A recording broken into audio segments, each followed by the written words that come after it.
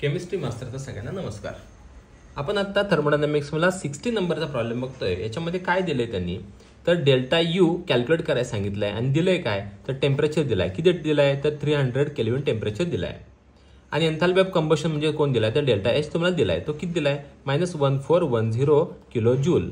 आपण kilo joule मध्ये ठेवत नाही, हे जूल मध्ये कन्वर्ट करतो। 1410 1 2 3 3 शून्य वाढवायचे, हे जूल मध्ये गेलं म्हणजे 1000 ने मल्टिप्लाय करायचं। मग फॉर्म्युला तुमच्याकडे आहे आणि इथं रिॲक्शन पण तुमच्याकडे आहे। बघा ही रिॲक्शन तुमच्या समोर आहे।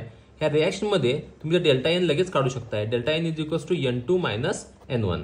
याला माहिती आहे n2 म्हणजेच बघा हे किती मॉलिक्यूल आहेत तर 2 मॉलिक्यूल आहेत आणि किती 2 2 2 4 व्हायला पाहिजे होते, पण हा वॉटर हा लिक्विड स्टेटमध्ये असल्यामुळे आपण नंबर ऑफ मोल्स याचे कन्सिडर करायचे नाहीत, कारण त्याच्या व्हॉल्यूममध्ये चेंज जास्त होत नाही म्हणून।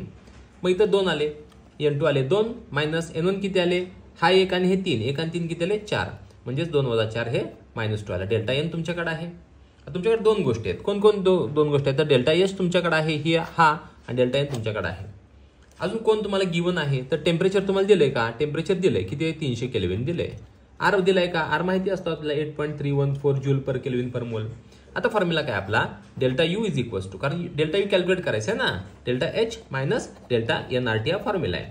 मग डेल्टा एच किती आहे आपल्याकडे तर -141000, परत -2 बघा डेल्टा एन -2, आर किती आहे 8.314 इंटू टेम्परेचर किती आहे 300 केल्विन।